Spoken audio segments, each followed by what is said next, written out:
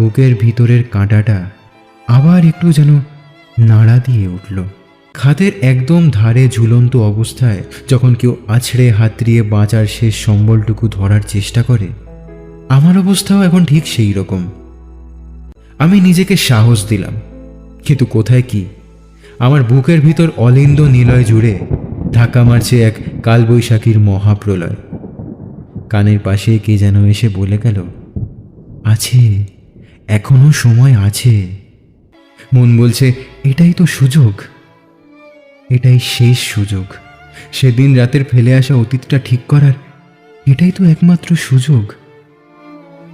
তবুও আমি বলতে চাই, জীবন মানুষকে সবসময় সেকেন্ড চান্স দেয় না, আর যখন দেয় তখন অত ক্যালকুলেট করলে হয় না।